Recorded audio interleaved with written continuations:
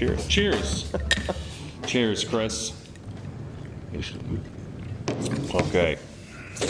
All right, welcome to a special edition Go Rodeo podcast. I'm your host, Garrett Smith, and this week I'm joined by Chris Naganuma, who has joined us previously, about 5-6 months ago? Yeah, when I first came to the company. When he first came on board. And as background, Reveal builds software-centric technology solutions for today's modern warrior.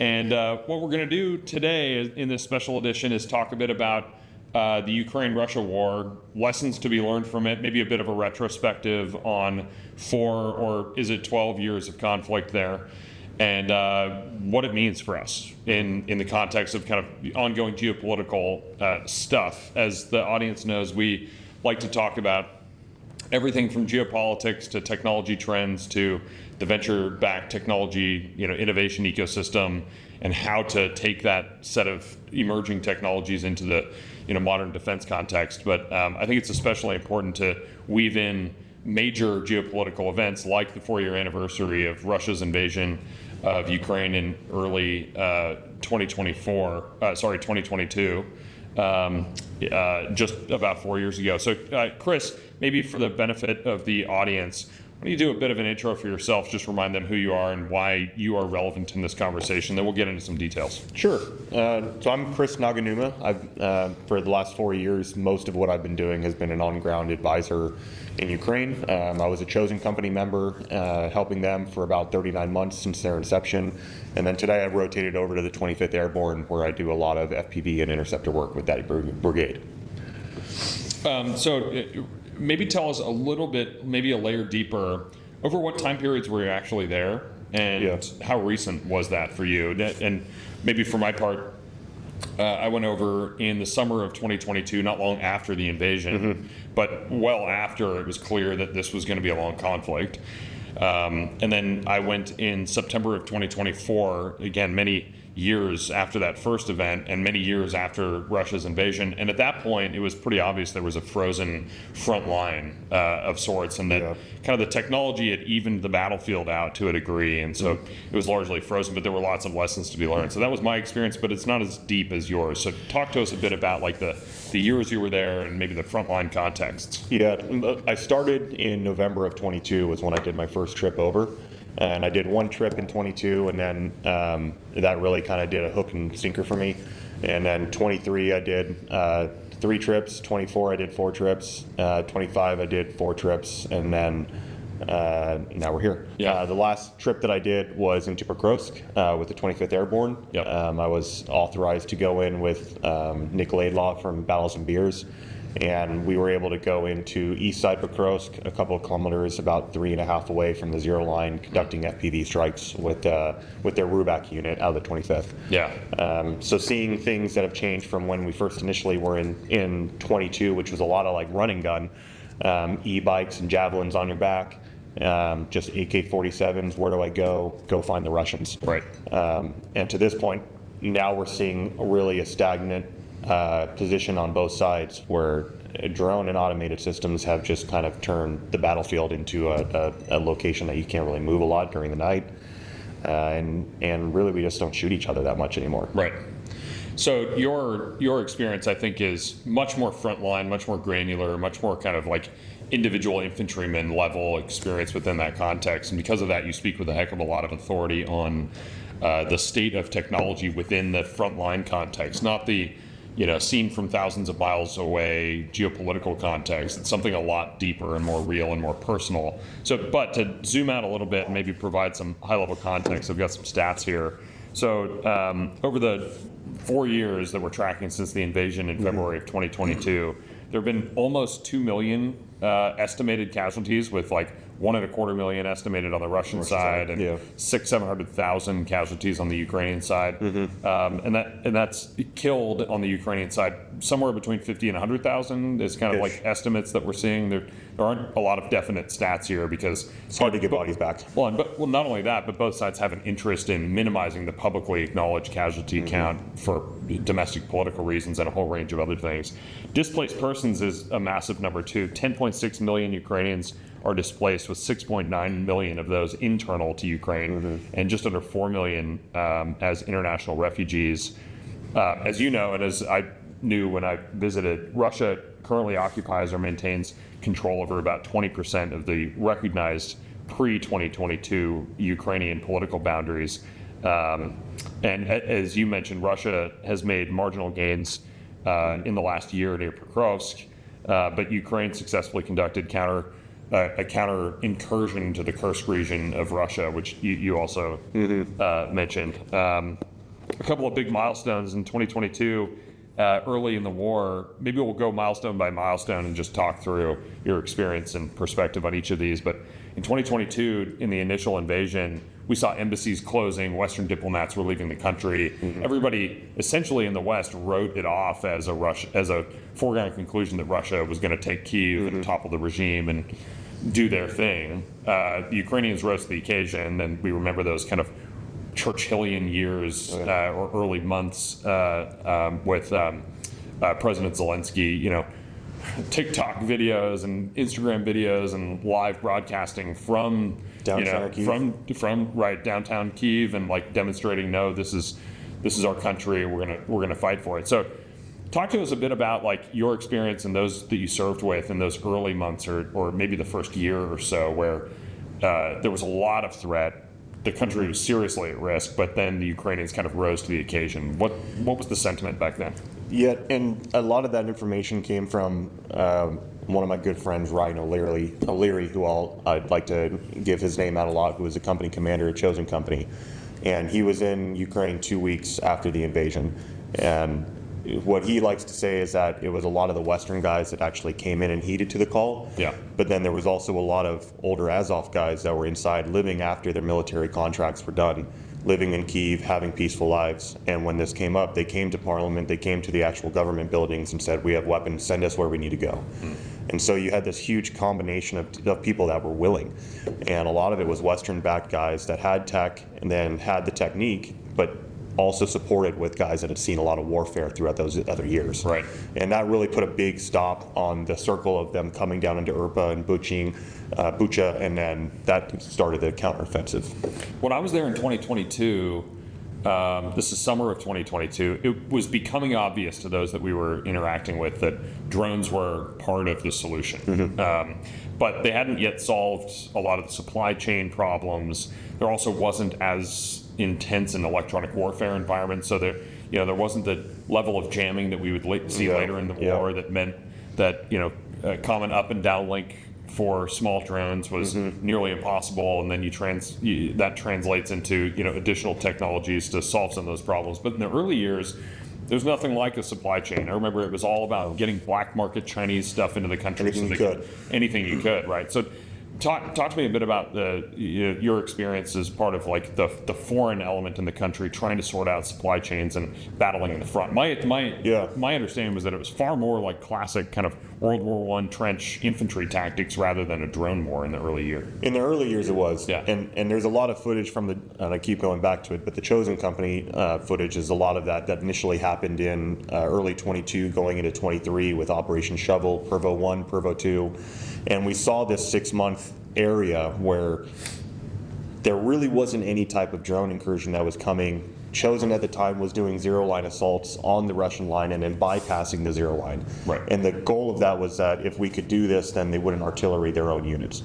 And so then we would assault back and then connect with our other secondary Yuki unit that would support us. Right. The problem then was drones. Yeah, drones. And Russia actually did end up firing artillery on their own units, right? I mean, there's a whole kind of like ethics of war problem, I think, on the Russian side. So let's fast forward into 2023. How close were you to some of the 23 big milestones? The Battle of Bakhmut, which was billed as kind of like this potentially pivotal Russia or Ukraine counterattack on Russian holdings in and around the city of Bakhmut. Is that something you were close to, or folks that you served with? Chosen was. Yeah, Chosen was there. I rotated down to Izum with Only Wars for a while. Yeah. And then as they were fighting in Bakhmut, which then became Adivka, and that was Pokrovsk, they were operating around that area a lot. Yeah. It was kind of seen later as a failed Ukrainian counteroffensive, but it was also part of that 2023 to 2024 freezing of the forward line of troops, or the FLOT, right? So this is part of the dynamic that we see now, which is this is a game of inches and yards rather than miles and kilometers, right? So tell me about like why the forward line kind of froze. Like what led to that dynamic? It definitely took a while to take Bakhmut. Yeah, of course. But I think the front line froze specifically because technology started getting more advanced. We saw the GPS jamming, which is why like HIMARS and JDAMs were coming over to Ukraine for a while and being very successful. Right. And once Russia realized that they could jam those, and they're very good at the jamming game, that became a much broader spectrum. And so now we're seeing this in really everything. Radio frequency type drones are still the number one that we're using over there. Fiber optic are not nearly as prevalent. Sure. But that has caused a massive lockdown on the front line. Nobody wants to move during the night, and nobody wants to move during the day. Right. And then usually if you do, you lose a vehicle, and then it results to you having to walk into sector to conduct your missions, and most people don't want to do that under a direct. Right. Yeah, I mean, it reinforces the thesis that our company has, which is that no matter how technology infused the battlescape becomes, no matter how automated or roboticized, human beings are still in the contested environment. They still have to move into contested terrain. Absolutely. Fight to take it and then fight to hold it, right? And so it's a very human thing. I think you relayed a story to me where you were moving into that area, trucks are being targeted, so like basically the wheeled and tracked vehicles you were using were, It became useless. They became useless, and so it became, like you just said, foot movements deep into the territory, right? And that became something with the drone where Russia couldn't essentially take cities, but if you can encircle it with automation and drone systems, then you can make it so that humans can't go in. Right. You don't have to essentially shoot at them. Right. And so when we were operating in Pokrovsk and when I left, there was maybe a 3-week span where I believe that our team had lost about 7 or 8 trucks. And so that reverted to a good buddy of mine, JB, that runs a Vampire, is on a Vampire unit. They had lost all their vehicles. And so what did it revert to was, well, we've got 80 drones that need to go into sector to conduct missions. Right. Let's build hand carts and we're going to walk it. Right. What year was this again? That was a couple of months ago. Yeah, okay, got it, yeah. So early on in the war, call it the first 12 to 24 months, so 2022 to 2024. I remember the stat. 24. I know, crazy. So those first 2 years, I remember reading the stat that about 80% of casualties were coming from artillery indirect fire.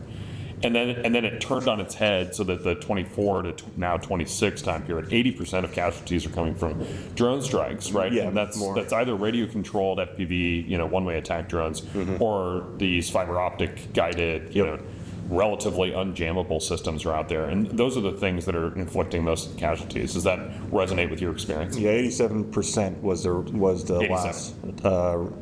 The last information that we got from our company commander out of the 25th in Pokrovsk. 87% was drone based. The next 10 was fragmentation. Sure. Less than 3% was shooting. Was fragmentation the result of like the so-called bombardier bomber drones that are actually dropping frag grenades? That SPG-9s, artillery, anything that would explode essentially. Right. So they declassified that as a drone. So they just said anything else that explodes. Sure. That falls into that category. Yeah, interesting. Let's take a pause and talk about when the supply chain kind of turned around. When I was there in 22, and your early experience likely supports this, but there was like a giant black market demand signal for drones from anywhere, from China mostly. And so we're talking about like DJI platforms being pirated or whatever.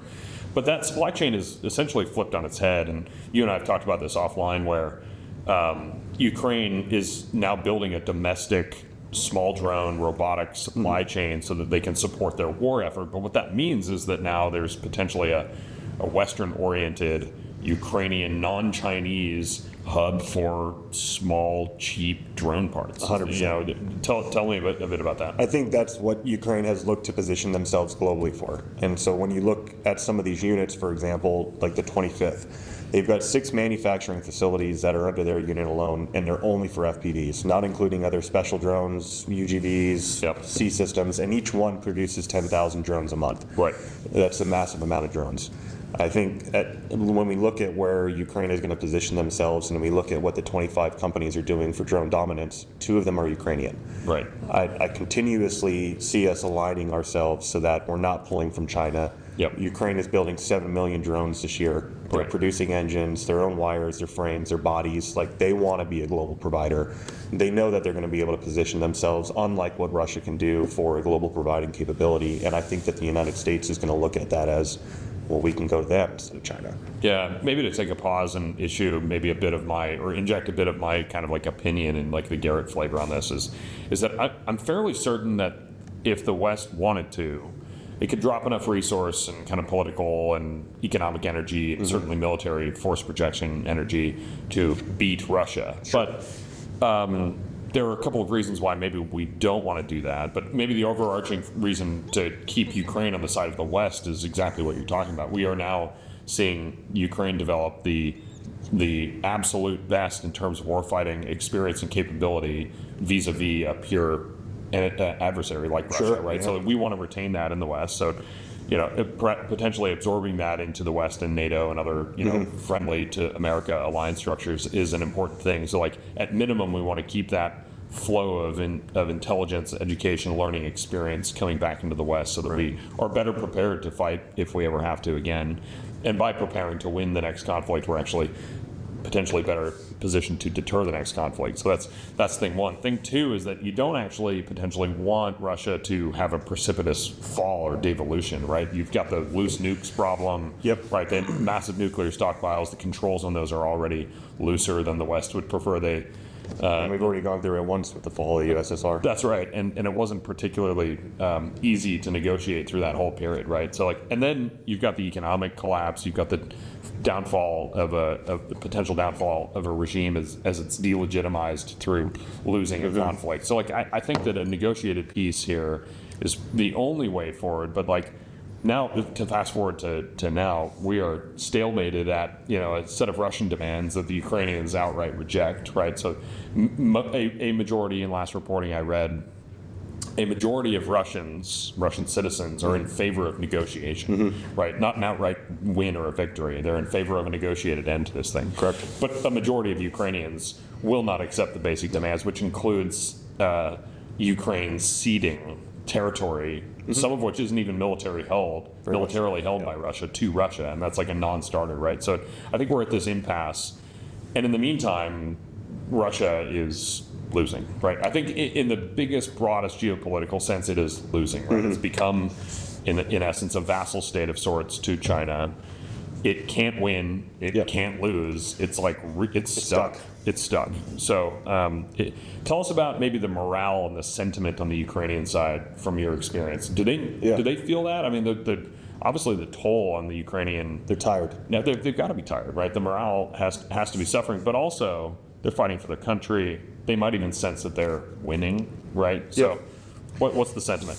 Every time that I've spoken with anyone that I've worked with in Ukraine, the sentiment of anything that is revolving around a peace talk has been, we have sacrificed too much for a peace like this. Yeah. And I think that as the years are continuously going on, and Ukraine is now seeing that they're in really a better position than what Russia is. Russia is having a really hard time digging out an entrenched enemy. Yeah. And as of right now, all of Ukraine is that. Totally. And it's going to take them a lot to get it out. And so, yeah, Ukraine is definitely tired. But when I talk with these guys, they feel at least that they're doing something worthwhile. And I think that's part of why it's been 4 years over there. Yeah. You see an immediate return on investment. And to be frank, we're killing Russians. Yeah. It's not like the media portrays a really bad thing of that we're struggling and that this is going on and Russia's taking this land.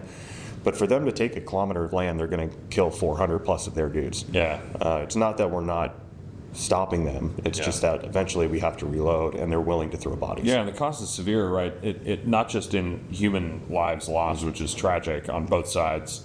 There's a giant looming mental health crisis that will come, right? This is true of every conflict ever in the course of history where the backlash of mental health and suicidality and a whole range of other things hits well after the conflict. And that's been it's a long tail. Right? That's a big topic. Yeah. Yeah, totally, and one worthy of addressing. And then a second is the longer this goes, the more Ukraine will develop a penchant for an expertise in and an ability to take strategically big, exact strategic cost from the Russians. Example, the Moskva, right? Like the flagship from the Black Sea Fleet that the Ukrainians sunk early on in the war. I mean, that's and now the Russians are essentially denied freedom of navigation in the Black Sea. That's something that Russia honestly should be embarrassed about as a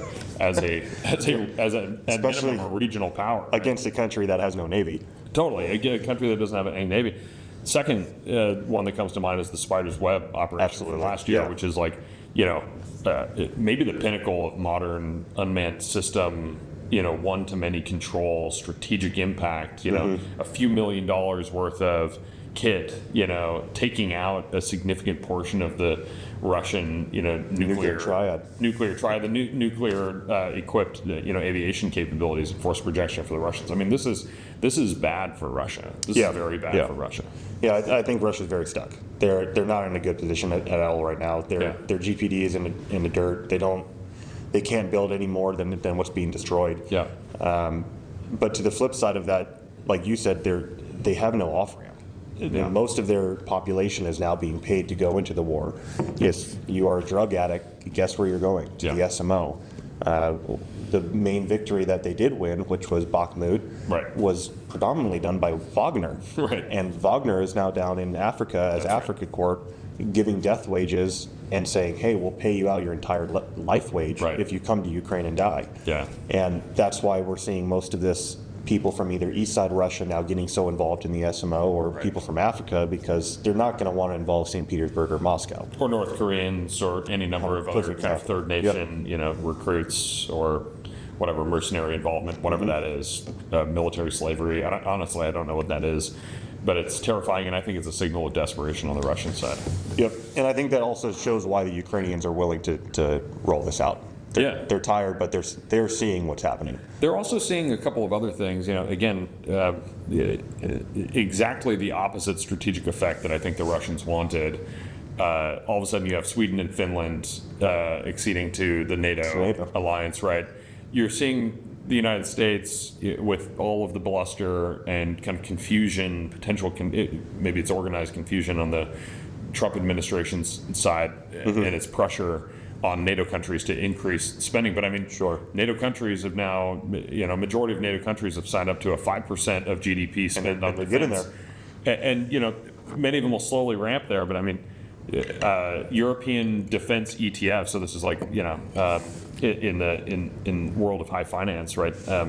They're up like 78-80% year on year. I mean, like there's a massive wave of security spending going on in the otherwise peaceful liberal West, and like Russia, you did that to yourself. Yeah, and I think a lot of those countries are waking up as well. I mean, you saw Georgia, I think, is going to be Ukraine 2.0. They're waiting to explode, and the largest legion in Ukraine. Right. So they don't want to go back to it. I mean, Georgia also experienced 6 years before the first wave of Ukrainian incursion by the Russians, so 2014, which is when most Ukrainians mark the beginning of the war, right, and the Crimean annexation. But 2008 was a Russian invasion of Georgia, right, with 100%. with armor columns rolling into Tbilisi, right. So like there's sensitivity around here, and I think there's a sense of Russian weakness. But that being said, like you don't want to go and fight a dying bear if you don't have to. Right? Yeah. If you don't have to. So like that's I think the threat that we're experiencing. So let's maybe pivot into a final piece of the conversation, and it is, what should the West be learning from the Ukraine-Russia conflict from a tactics, techniques, and technology perspective?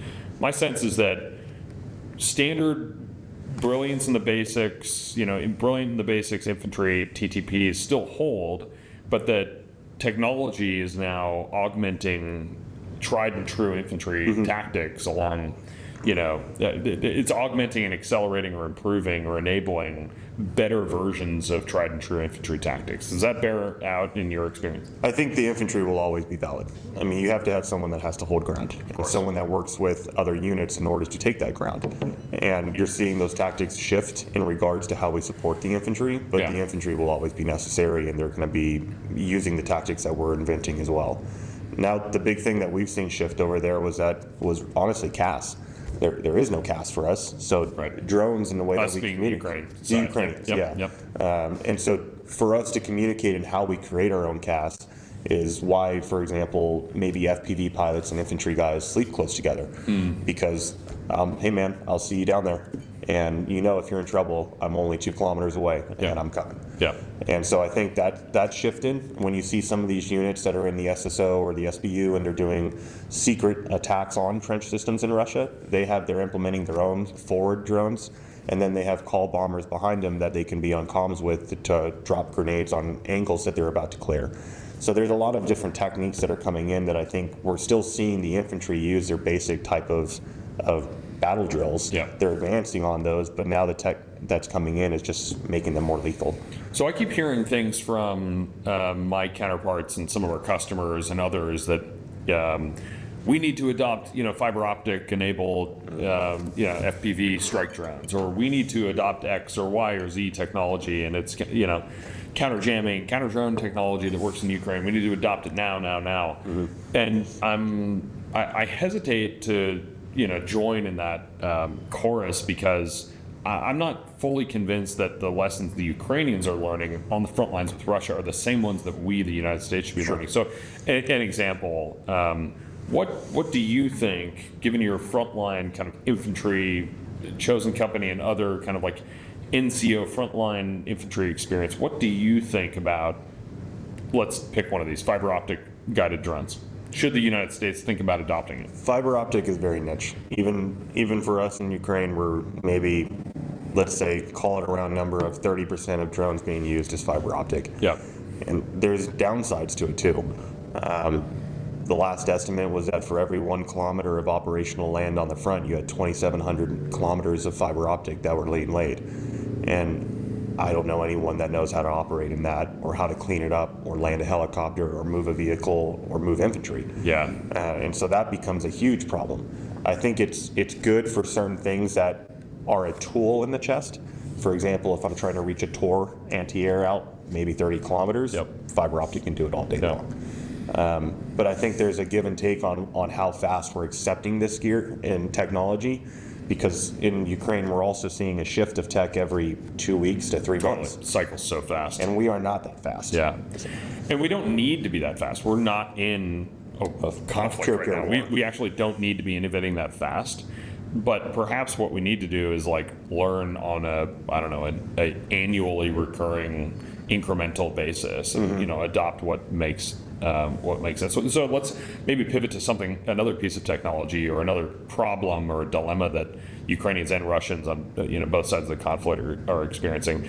We grew up in the era where paper maps were king, right? We didn't have ATAG, we weren't looking at digital maps or anything. We were looking at paper maps, and we were working with compasses and azimuths and declination angles and all the stuff, right? You remember all that? That's crazy. Right. So we grew up in that era.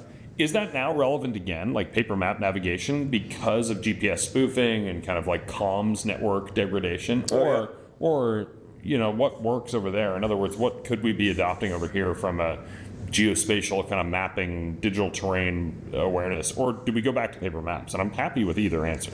No, I think that's a great point.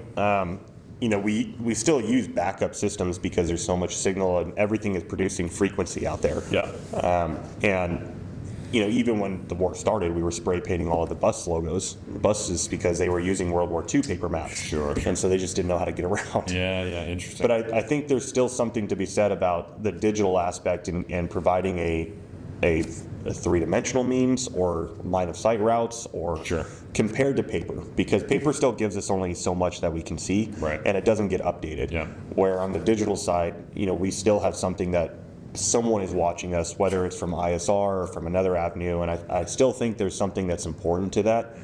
But I think one thing that we need to really be thinking about, especially when we look at product like Eagle Eye and stuff that come out. You're talking about the full head face shield Anduril product, Yes. Eagle Eye. Okay. So which we've poked fun at on this podcast. not to poke fun at it, but I guess my point would be that everything produces signals and frequency, and the more that we continue to push out all of this, the more it convolutes the front line, and the more that you can track things, jam things, and it becomes also an issue. Yeah. And so there's a give and take to all of this, of how much we're actually leaning into it, to how much does it actually work, and what's actually happening from our adversaries. So I don't know what the perfect answer is, but I know that you're always going to have to maintain some type of analog. Yeah. Well, how about one last technology area, and then we'll pivot to kind of end of show here. But you mentioned a very noisy signals environment. Often signals that we emit are targetable, right? So Yeah. talk to me about how the Ukrainians are adapting or addressing signals management, like a SIGMAN problem set. In other words, how are they obfuscating their own signal? How are they maybe operating in as clandestine a mode as they possibly can while still affecting communications? Because you need to be able to communicate on the network somehow, and so you're going to be emitting some signal.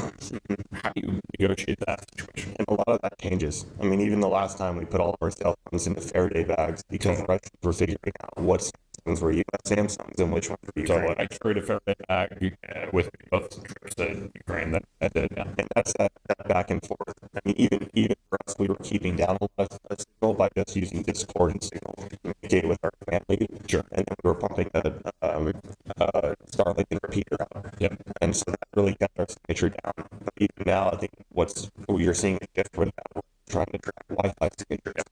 And so it's this constant cat and mouse game. Yep. What are they changing? What are we changing? And how do we get away from each other? And the has become when we create new frequencies. For example, the war is always about jamming, right? Yep. But if you can create a new frequency to fly on, which was something that they were working on when I was leaving, then everything becomes rainbows and butterflies until that frequency starts getting jammed. Like you said, it's cat and mouse. There's going to be an adaptation, counter adaptation. Yeah. It's going to be happening. This is warfare in the end. And, But a lot of us use Signal and Discord. Yeah. And it's simple. Yep. There's not a lot of signal that's getting pushed out, Right. and it still works. Right. Okay. Let's talk about maybe the potential end game here, which I don't think anybody really believes is forthcoming. But there's a negotiation ongoing, right? Do Ongoing. the Ukrainians even believe that an end is in No. sight? They don't believe it's in sight. What are they thinking? Every peace talk that we've had is eradicate the Ukrainian language, drop the military to 500,000, Or kidnap Ukrainian children and send them into Russian families. which still has not been found yet. Right. I don't think the Ukrainians want to have any type of conversation with them. I think Yeah. they know that they are in the position to hold out, and that they kind of have almost all the hands in their cart because now they've signed the mineral deal with us, which is advantageous for us to protect. Yep. 2 Ukrainian companies are in the 25 drone dominance program. Right. I think the writing is on the wall, whether you believe in the Ukrainian program or not, but that Sure. they're here to work with us and stay for quite a long time. Yeah, I think so. Okay, well, tragic 4 years of conflict, or rather 12 years, and we hope for peace. Obviously, we don't. War is awful. You know this. terrible. I hate it. I don't want my children to go to war. But I think the ongoing lessons learned that we can extract and then translate back into the West. I think we're doing our part to promote peace in the world, peace through strength, and preparing to win the next war so that we actually deter the next war. Okay, question from the audience. Okay, I'm nervous now. From the people. The people want to know, what lessons should America and its allies take from Ukraine in the utilization and importance of a non-commissioned officer cadre? In other words, I'll put a tiny bit of American kind of flavor on this. The West, and specifically the United States, invests a lot of energy, resources, attention into developing a very strong NCO corps so that decentralized decision-making can make a difference on the battlefield. Very much so. Talk to us about how that plays out in Ukraine. Yeah, that's actually one of the best questions that could have been asked. It's great. Thanks. Thank you. Yeah, Yeah. So Ukraine is focused very heavily right now on trying to create an NCO Corps. That's been something that we've been focused on for the last couple of years, and we've seen success in some units. Hold on, let's pause. They didn't have this before. No. And it was much more Russian and It kind was of very flavor? Soviet. Very Soviet. Yeah, all So officer-led. centralized, officer-led. Yep. Not very. NCOs didn't really exist. Got it. Okay. So then moving into this war, you had so many Westerners that did come into the Ukrainian war that they started looking at the structure system and asking questions of like, well, why is it done this way? Why isn't there an NCO Corps that has maybe some leadership in a sergeant side? And most of us that enlisted over there, if you had 18 years in GWAT, you were considered a private in the Ukrainian military. Sure. And that's just how it went through. Yep. Now you're seeing units like the 47th, for example, the mechanized brigade that is running all Western equipment. They've absorbed an entire NCO Corps. The 25th Airborne, for example, The 25th. Yeah. the battalion commander just this last year came to a few of us and said, hey, can you create us an NCO program that actually has a build-up and can change and rotate and teach people about leadership and then rotate that over to other Ukrainians. Right. And I think that is something that has been a huge shift for the Ukrainian military compared to the Russian military, where they're able to think on their own. As we teach them and we share things back and forth, a lot of it is, hey, shoot, move, and communicate, not just sit in this corner and just shoot a PKM until you die. Right.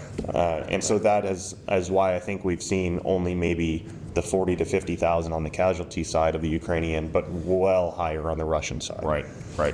So the NCO Corps is something that's important to them. Yeah, it sounds like they're investing in it because they see a future there, and they think that that's perhaps a deterrent force all on its own. Given the experience in Ukraine and the lessons learned from that, what should Western soldiers, airmen, sailors, Marines, special operators, what should we be thinking for in terms of the next conflict? You mentioned Georgia as like a place that is maybe observing their neighbor, Ukraine, getting aggressed, putting up a strong defense, and they are similarly preparing because they have experienced much of the same kind of pressure on them as a non-NATO country. Where's the next conflict? In other words, like where should we expect conflicts like this to bubble up? Like maybe a bit of context here. Latin America, the United States is kind of pivoting or reallocating resources and attention to Latin America. We're seeing some of that bubble up in the form of counter transnational criminal organizations and counter cartel activities south of the U.S. border, Mexico, Venezuela, and elsewhere. We're going to see things like this bubble up. Where should we be thinking? Like, what do you have a sense of that? I think Latin America will probably jump up a lot more, especially considering that we've shifted over cartel to terrorist organizations. Yeah. And you're also starting to see, I think you're going to see any organization that doesn't have the monetary amount to compete with a larger organization, like a police force, a federal force, that they're going to lean into cheap drones and AI. Sure. And it doesn't take someone a lot to learn how to do it. Sure. And so that, I think, is something that we need to continuously look at of how do we move and be quick and agile. But that we're most likely going to probably end up in somewhere over there. Yeah, interesting. Well, are robots replacing the infantrymen? That's a good question. And if not, what is happening? And if they are, what should we be doing differently? I don't think robots are replacing the infantrymen. I think they are helping assist and provide secondary support means by them. For example, one perfect example of this is that I know a bunch of units with infantry units that have placed 50 cals and Dushka systems into automated systems running Steam decks. And they put a thermal camera on top of them. They run a PC Steam deck inside of their trench hole, and they engage targets with that. Quick pause. I own a Steam Deck. You can play games on the Steam Deck. It's a great piece platform. of gear. It's a great piece of gear. All right, keep going. Yeah, but that is also a PC that is connected to the internet. I saw it as maybe the handset control deck of choice when I was over there visiting the 25th. There's a lot of them. And others, totally. And I think that's stuff that you're starting to see the infantry think of, and especially think more outside of the box. Because now that technology is coming up, it's not just, hey, I have to sit here and shoot with a machine gun or a rifle. Right. Get creative. Yep. Ukraine is very promoting of that. If you want to go build automated systems and automated grenade launchers to support your unit, they're very much in support of that. Yeah. And I think that's where we're starting to see some of this, where the infantry has to hold trench lines and they have to hold land in some capacity, but you're also starting to see like UGVs that have 50 cals on them that can bring infantry in and out if they're wounded, and they just support the ground force. The desperation of the early conflict on the Ukrainian side meant that they had to decentralize innovation and push it all the way out to edge units. In other words, frontline infantry companies and battalions basically had to innovate solutions and cycle new innovative capabilities into their arsenal at that level, companies and battalions. Yeah. And even like build out and fuse and prove out their own supply chains for critical components, be they drones or firearms, ammunition, whatever. Very much so. And what happened there is that you had kind of like a series of generational leaps in technology adoption by the Ukrainian military that honestly is not possible in most Western militaries. And the reason for that is that we are not we're not at an existential warfare crisis where humans are dying on the front lines every day that forces innovative solutions. And I always go back to the idea of like IEDs in the mid 2000s when you and I were downrange, right, in Iraq and Afghanistan and elsewhere, and all of a sudden the IED threat rises and you see an immediate cutting of all possible red tape and dumping of resources into the IED and counter IED, or the VHOL program of all the armored vehicles. That's what I was about to bring up. Like the MRAP program emerged as like a multi-month acquisition that started from zero to fielded within. I forget what the timeline was, but it's insane. And nowadays, like you get like the new toilet, the new latrine takes years just to like write the requirement for, let alone adopt. And we saw the same thing with the Striker. Right. The Striker was a flat bottom system that went into GWAT. Yep.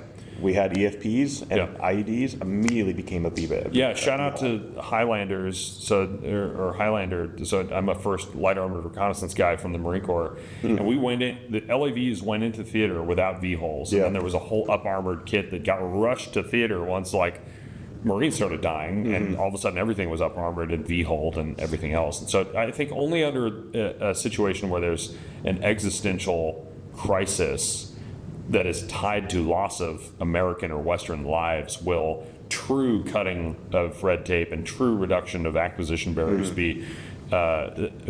will be kind of anywhere near the level of the Ukrainian kind of frontline company battalion level innovation. I don't think we're going to see it until there's an actual wartime crisis. That being said, we can do our best to put ourselves into a wartime mindset that then allows us to kind of occupy a hypothetical mind state where we can innovate at that level. But I mean, I don't think the political will is there right now to actually reduce all those acquisition barriers. I don't agree. I mean, sorry, I do agree. I don't believe that they want to move that fast, or that they want to break. There's no urgency. Otherwise, there are too many kind of like bureaucratic and embedded political barriers to innovating at that level. Nor do I think we should do that, because too much wild energy right now before a crisis. Anyway, I'm of two minds on this one.